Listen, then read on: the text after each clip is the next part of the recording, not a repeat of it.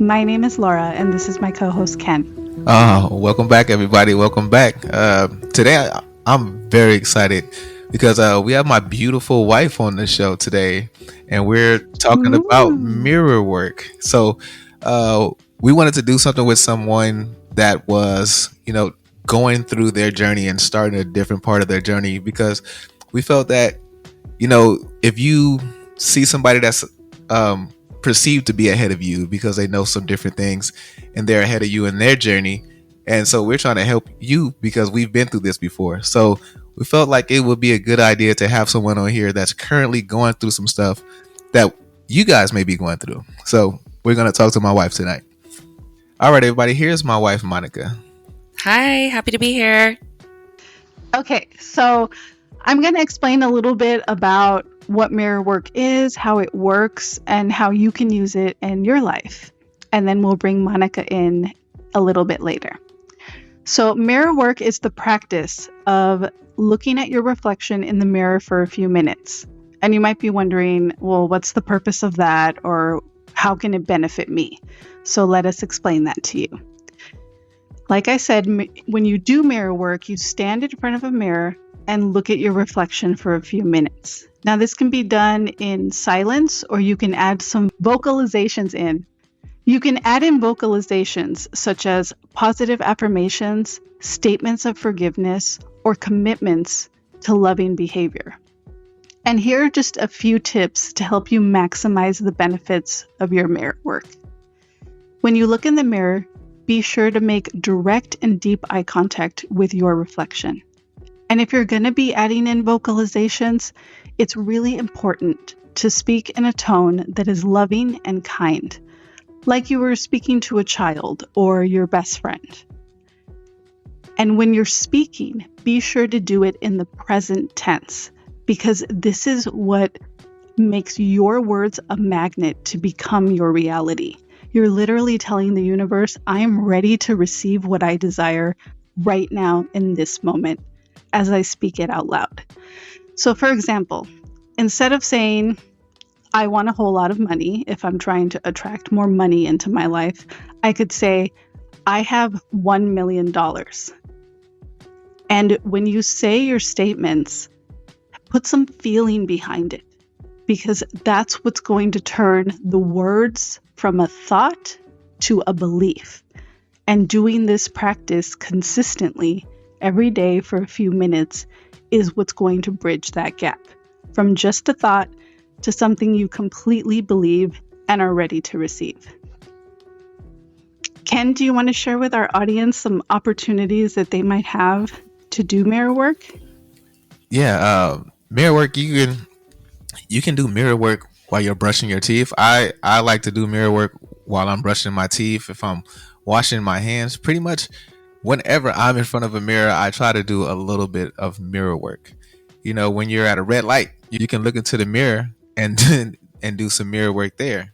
In a dressing room, or you can do it when you're holding a handheld mirror.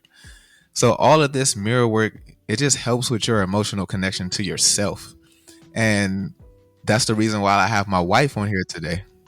I just wanted to mention the study that I ran across. I found this video on YouTube about a study that a researcher named Tara Wells did. And she did a study where she used what she calls mirror gazing, but it's really the same thing as mirror work. And in this study, she had the participants look into a mirror for a few minutes, and what she found was really interesting. So the first thing was that the participants became very aware of how critical their thoughts were towards themselves and the emotions that accompanied those critical thoughts. And it also gave them an opportunity to be more accepting and compassionate towards themselves and the feelings that were coming up for them. And lastly, it allowed them to be more present with however they were feeling and with themselves. And this had a positive effect on how they were able to be more present in relationships that they have in their personal lives. And so, as you can see, there are so many benefits to doing mirror work that can help you manifest the life that you desire. Mm-hmm. Yeah, that is exactly why we have this episode today. Is the reason why this started is because of an event that happened with me and my wife. So I'm gonna just share the story, and then my wife is gonna talk to you about like what was going on with her at that time. So my wife was talking to her flowers. She was like putting water in. She was feeding the plants, and she was speaking to the plants. And when she was pouring the water in, and she was like, "Okay, beautiful. Okay, beautiful." And I took out her phone and I clicked her camera phone on, and I put the camera up to her, and I said, "Now you."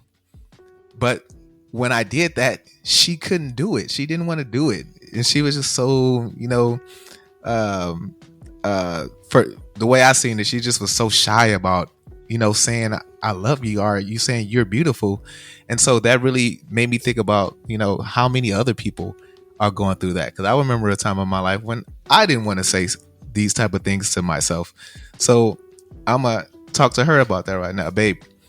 What what was it about saying, beautiful and stuff that made you not want to do it? What was it about it all?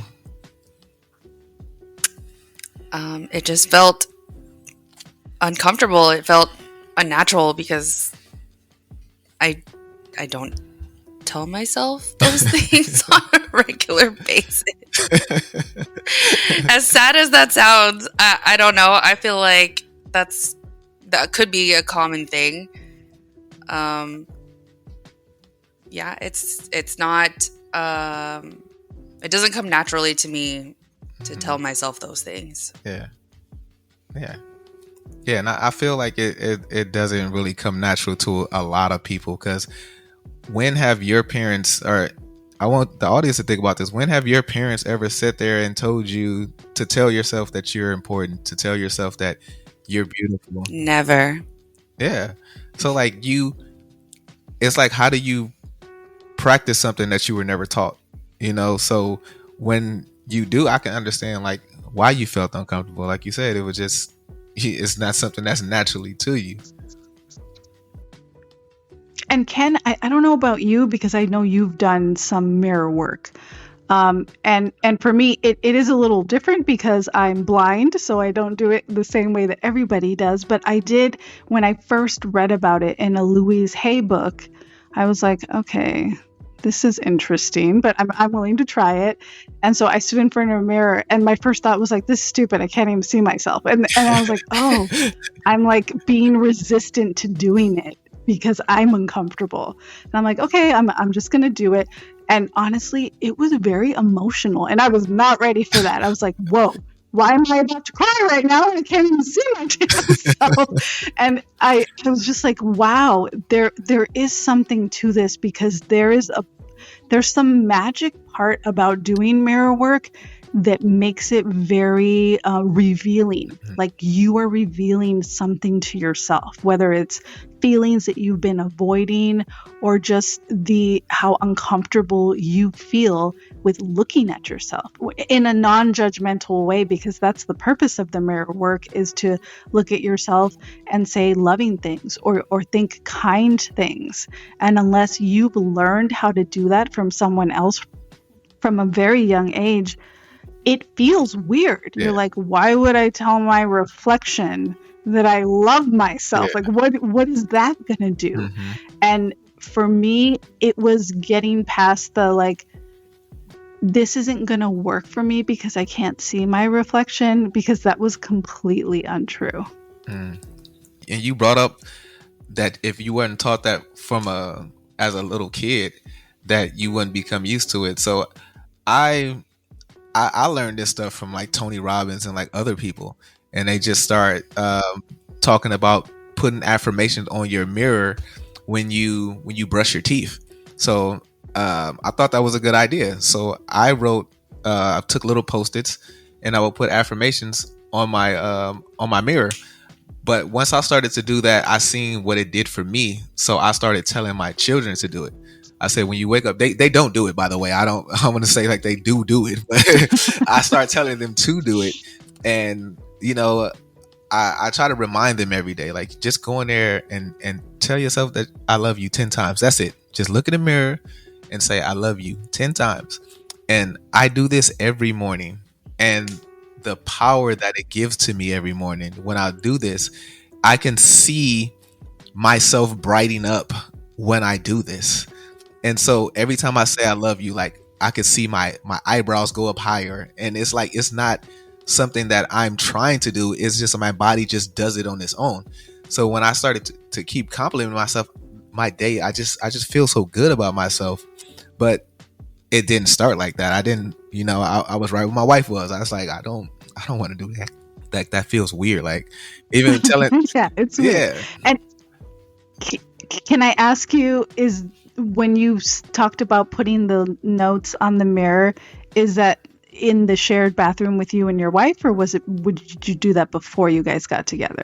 Oh no, this isn't a shared bathroom with my wife. Like she has her own Okay. thing. And so did Monica, did you have any like thoughts about that, or like did you ask him like, what are you doing with this? Like, what is that? No, he explained it to me, and I was like, "Oh, that's cool." And then he was like, "You should do it for yourself," and I was like, "Maybe." Yeah. And Maybe later. Yeah, maybe later. And then at one point, I think he wrote affirmations for me and put them on my side of the mirror. But eventually he took them down because he said, it doesn't work if you're not telling it to yourself. I can't write these affirmations for you and put them up here. It doesn't work like that. I was like, good point. Yeah. But I think we've started to do that with our youngest son. We have him telling himself every day. We haven't gotten to the I love myself part, but every day we have him saying, I am smart, I am fearless. And every once in a while, we start to add in a little bit more. So hopefully he won't have a problem or he won't struggle with this later on. Yeah, he's 1.5, by the way. I love that. I love that because I have someone in my life. I'm not super close to her, but I see her on Facebook with her daughter, and she posted this thing that she does with her every day. And it's like a little mantra like that. Like, I am beautiful, I am capable. And she said she does it with her daughter every day. And she's been doing it with her since she was born. I'm like, oh my God, imagine if all of us were raised and we raised our own children with those kind of positive affirmations, like how different we would feel about ourselves and how much kinder we would be to other people. That's really the benefit of the mirror work. It really puts you into connection with yourself, because I feel like a lot of the times we're trying to avoid ourselves. And I always use this as an example. Like, if I get into an argument with like, say my wife, if I get into an argument with her, I can literally walk out the room and I don't have to deal with her no more. I'm done with that argument. But you cannot just leave yourself in another room. So I always say, like, why not have the person that's with you or the thoughts that are with you every single day be a person that you want to be around? And you can't do that without building a relationship with yourself. And this mirror work helps us so much. It helped me so much. And I think that's also why people turn to other things, because they're trying to soothe those feelings that they're wanting to avoid or deny. So they go and spend time on their cell phone, or they, just do things to distract themselves from being aware and honest with how they feel. And again, that goes back to, like, I never saw my mom do that. I saw her go and hide in her room, and then I was like, what is she doing? What is she not showing me? Because I was a very curious kid, but not everybody does that. Most of us will subconsciously download, like, oh, if I'm not feeling good, I'm going to go hide. And that's what your kids learn, even without you saying that. But it's you avoiding your own feelings.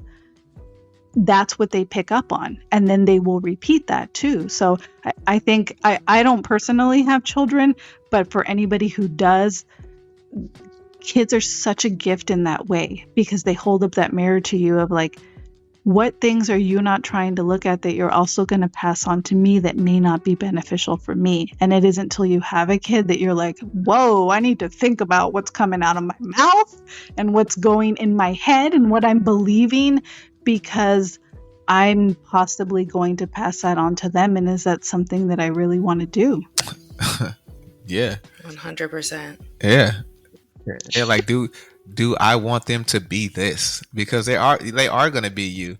Yes. And I looked at situations, like even with situations with my mother and father, and I'm like, I'm just like them. I'm just like them, and I have their good qualities and their bad qualities, and I pick up on a lot of the bad qualities that I get from them. But it's like they didn't know any better. Like my dad don't know. My dad was a gangster. Like he doesn't know like mirror work. My mom doesn't know mirror work. Nobody in my family, even if I told them about mirror work today, they would think I was cleaning the window. So they wouldn't get it. They wouldn't get it. So I'm so glad that we're able to pass this on to our kids, and hopefully, some of our listeners will be able to pass this on to their kids, because it is really so valuable. And I'm gonna go into I have a few questions that I asked ChatGPT, and I feel like these are very good questions. And so I kind of want us all to give our answers for this. A lot of these questions are about mirrors, and so like Laura, since you can't see, just give us your version of like everything that I'm asking. Is that okay? Okay. Do you want to start, or do you want me to ask you the question, or babe, do you want me to ask you the question first? I want you to ask Monica the question first. Okay. I think that'd be cool. Okay. So first question. Okay. What do you see in the mirror when you look at your reflection? What words or thoughts come up for you? Ooh. Ooh. I am almost embarrassed to answer this question. ChatGPT, man, if you coming with the sauce, it want to dig. It's 90% of the time critique of myself. Yeah. Like if I'm up in the morning, just in my mirror that just has from my abdomen up, I'm just like, dang, my skin could be better. And that's like one of my first thoughts in the morning. If I'm walking by the full length mirror, I'm like, dang, I need to lose this baby weight. Like I need to go to the gym soon. I feel like I rarely give myself a compliment. If I do, if it's probably because I've sat for 2 hours and done my makeup and I'm like, dang girl, you did that. But for the most part, it's not that. Yeah. Well, thank you for being honest. Yes, what about you, Ken? Mine is the opposite. It's the total opposite, man. Because even when I didn't look the way that I look now, I've always had a vision of me looking the way that I look now, and I would continuously see that. So even when I looked in the mirror, I would just say, man, like your body looks good. And I'm not gonna front, like it wasn't always like that, because sometimes I'm fit. I play sports, so I have like an athletic body, but every now and then, like I will stop working out just because I got a compliment, and then I was like, well, I don't need to work out no more, I'm good. Like I'll just go back. So for me, like if I start to like lose my six pack and it's not the way I think it should be, I just feel like, oh man, you need to get your shit together, man. You gotta get it right. But like most of the time when I walk past the mirror, because I've been working out so much lately, I'm just like, dude, you look like a fucking action figure. I love it.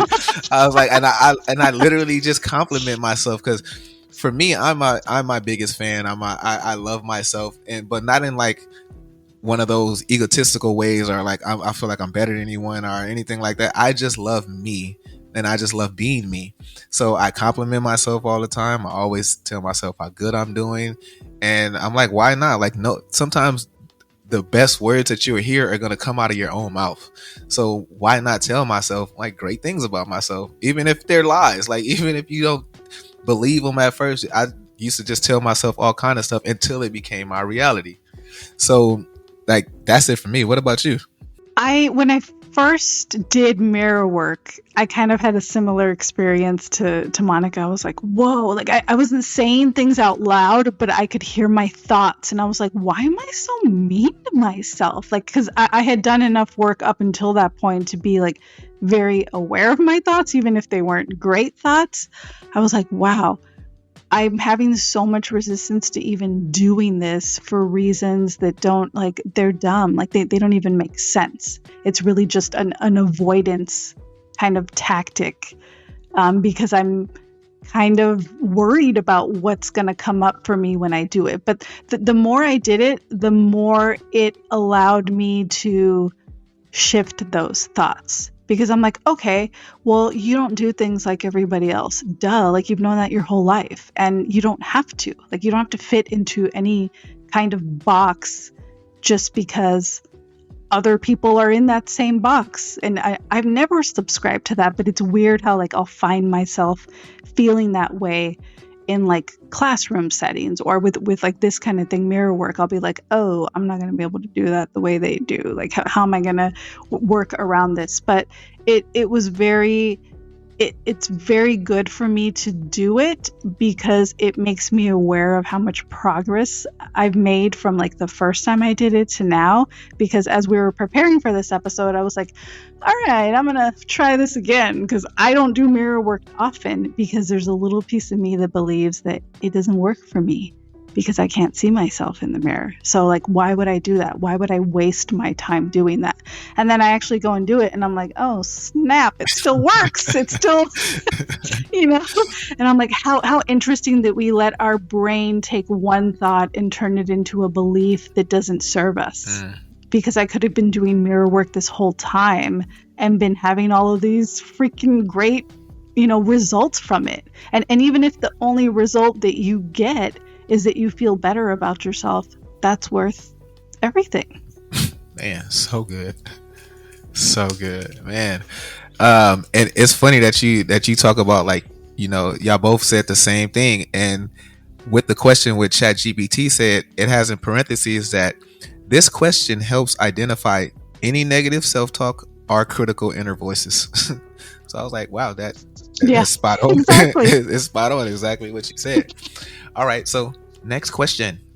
All right, so if you can write a loving message to yourself on your mirror, what would it say? How would you sign it? Wow. Babe, what you think? Wow.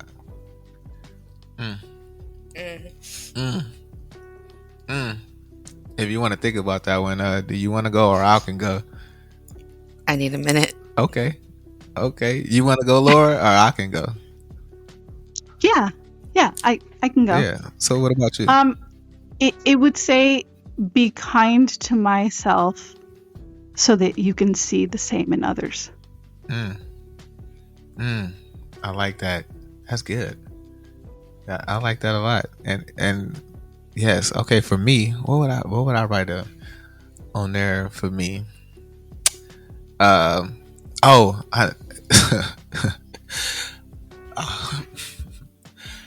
just me thinking about that, it made my eyes water.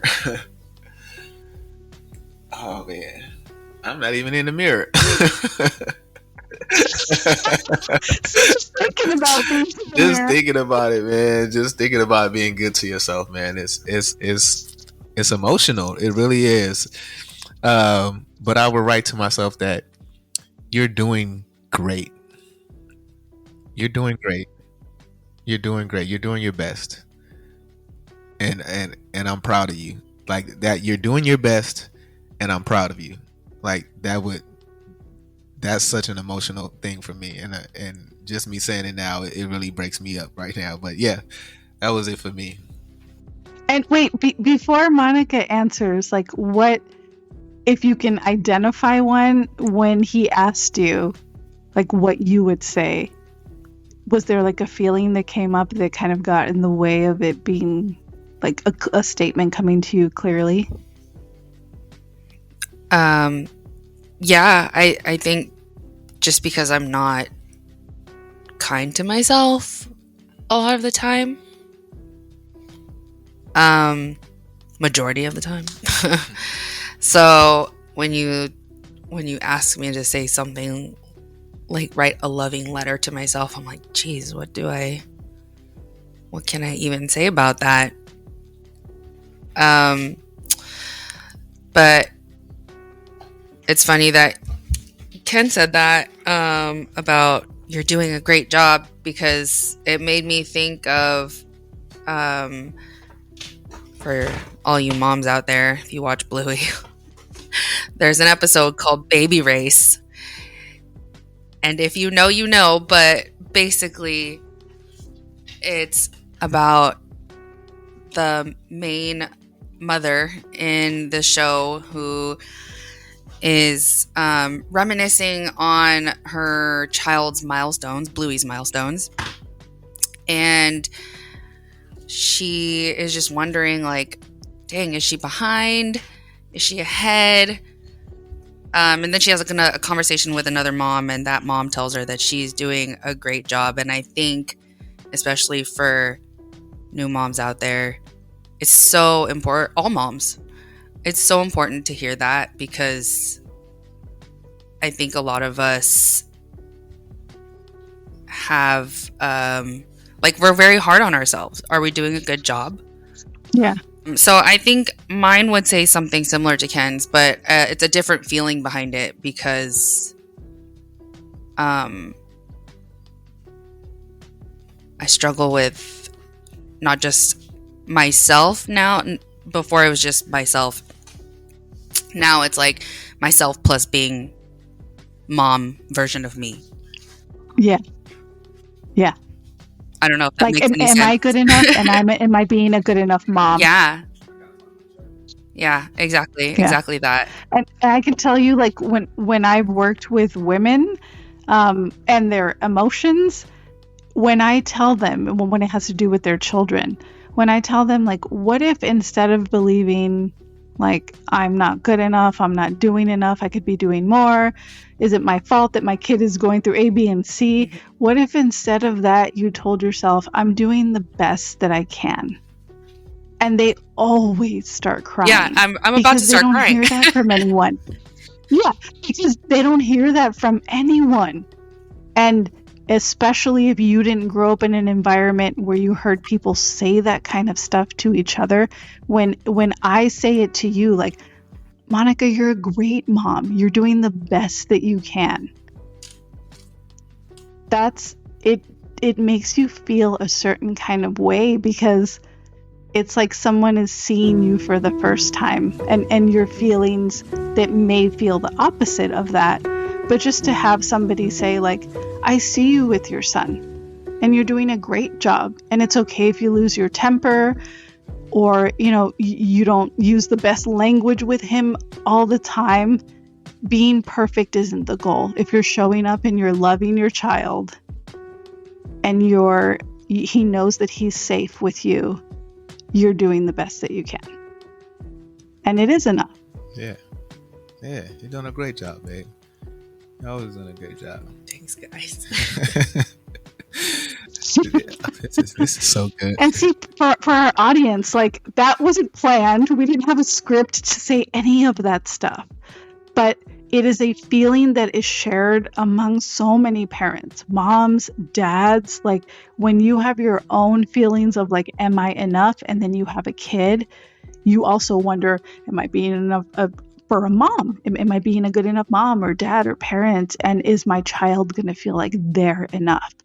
So mirror work can help you in that process of, like, start telling yourself that you are good enough, that you do love yourself, because that's what's going to translate into your children. And I can tell you, the parents that do this kind of work on themselves, it is the most a proud moment when they see their kid sit down and say, I think I need to meditate, or I'm going to go do my affirmations because I'm not feeling great. And, like it's so awesome to see it translate into the kids, and that they're going to carry that with them for the rest of their life. So you doing your mirror work isn't just for you, it's also for all the relationships that you have in your life to be better.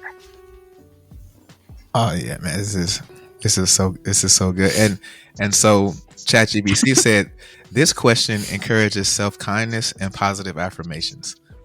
And that was such a great question, because that really brought me to tears. It brought wifey to tears, and it probably brought some of you guys to tears, because I know you're going through some of this stuff. All of us are at some point of our lives, and unless you're just the perfect human and you don't have any problems, like everyone Nobody should be doing some kind of mirror work. I'm telling you, it is therapeutic, as you can see. Okay, let's go to the next question. Okay, so imagine that you're gazing into your eyes in your reflections. What would you say to yourself if you could have a conversation? So what I got from that question is that what would your reflection say back to you? Like, if you would have a conversation with your reflection, like, what would it say to you? Yeah, I'll start with this one. So, you know what? I really don't know, but what I think and what I would hope that my mirror would say is that you're on your way. You're on your way, buddy. Like, this reflection that's looking back at you sees something great. I see something great in you. Keep going. Keep going. You got this. That's what I would want myself to tell me. Just like, you got this. Keep going. You doing it. You're gonna make it. You're gonna accomplish everything that you want to accomplish. I promise you. What about you, Laura?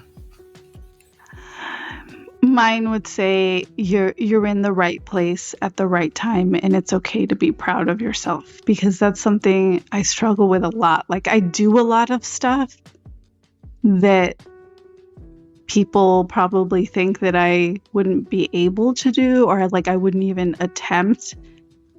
And in a weird way, that kind of makes it harder for me to be proud of myself when I do like podcasts, or I own my own business, or whatever it is that I do. It's hard for me to like take time to be like, you're doing great, like this is awesome, because I'm really good at saying that to other people. I'm like everybody else's cheerleader, and for me, I'm just like, okay, I'm going to do this, I'm going to do that. And I don't often take time to say like, wow, that's amazing that you're doing that. And not because you're blind, just because it's amazing that you're doing that you're that like passionate and disciplined. But it's weird. My whole life, people have been like, you're going to do that? You can take that math class? Like, you're smart enough for that? So I have those voices in my head that kind of, and for me, what that translates into is like, don't take a breath and pat yourself on the back. Just keep going. Just keep going to the next thing and do the next thing and be good at everything. But then I don't have time to like look at what I've done and appreciate it like other people do, because I'm just too busy going on to the next thing and trying to be really good at it. And I think that is important to like take time and say like, that was awesome. Like, take a break and just appreciate what you've done up until this point, because it is really good. Yeah. Yeah, that's good. What about you, babe? Just thinking about what I guess I would say to one of my best friends is, stop being so hard on yourself. Yeah. I'm very hard on myself. Stop being so hard on yourself. Think about the things that you've accomplished, about what your body has done for you.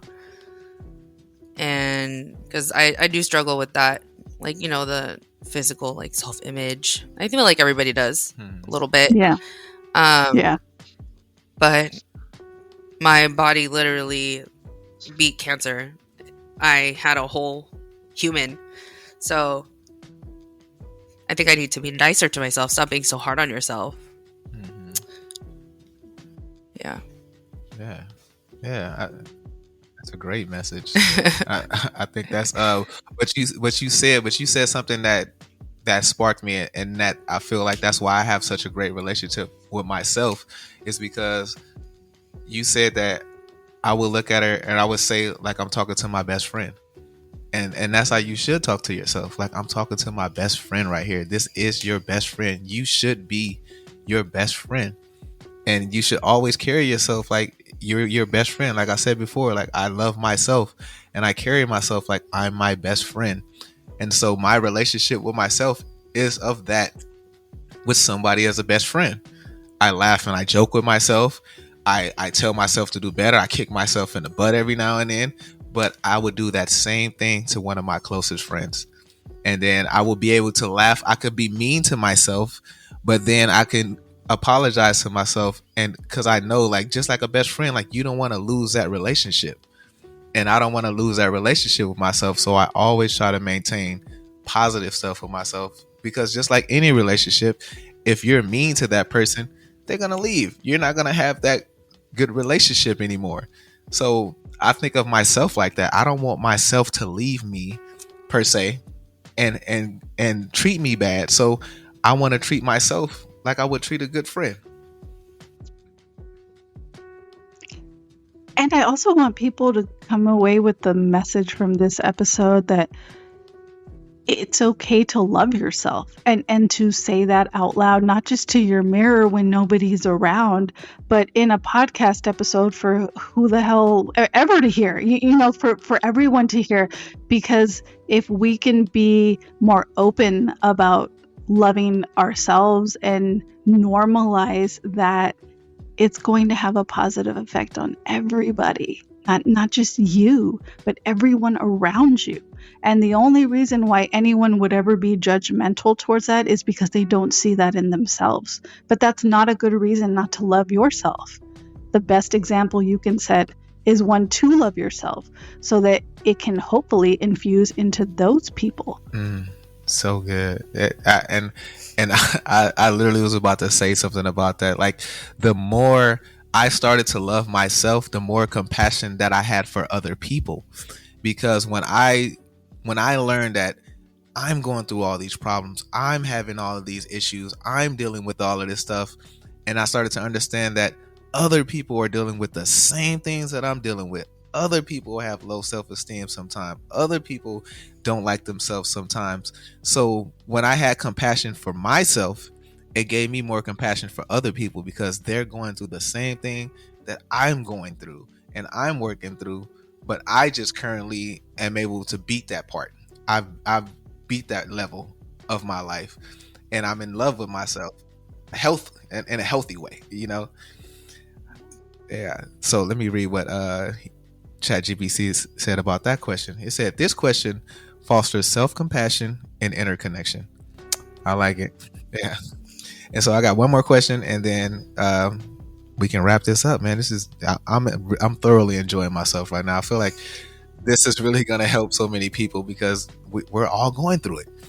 And so, okay, so the last question is, what would you need to see or hear from your reflection to feel truly seen, accepted, and loved? Ooh, that's a good one. What would you need to see or hear from your reflection to feel truly seen, accepted, and loved? Laura, you want to take it? Mine is simple. It would just be, I love you, because if I love myself, then everything else will flow. What about you, babe? I was gonna say the exact same thing. I want to be able to tell myself to myself that I love you and not feel weird about it. Yes. Because even just saying it right now, it feels like not in like a bad way, but like Like, oh, that's weird Yeah. for me. Yeah. But I want to be able to feel comfortable saying that to myself. Yeah. Yeah. Yeah. Yeah. I mean, for me, I say I love you all the time anyway. So, for me, it would just be, I'm proud of you. Like, I love you. I do it so much to where it's just something that I just naturally feel for myself. But I rarely tell myself I'm proud of me. So that would be one that would really, even again, like, it's starting to make my eyes water. Um, but yes, just saying I'm proud of you, and that would be it for me. Oh, this is such a great episode. Before we end, though, I just want to thank my beautiful wife, man. It was such a great episode. I'm glad that you were on here today, because you helped me more than I feel like we've helped any of our listeners right now, because everybody's responses gave me a different perspective on life and how to feel about certain things. So I'm grateful for this conversation tonight. Thank you for having me. Hey. Yeah, thank you for coming on. And I just wanted to say one thing to each of you, that Monica, you're a wonderful person and a wonderful mom. And Ken, you're more than enough, and you have so many reasons to be proud of yourself. Thank you so much. Thank you. Thank you. Thank you. So good. Thank you. Wow. Well, thank you for joining us for another episode of the Human Potential Podcast, and we'll see you next time to help you activate your human potential.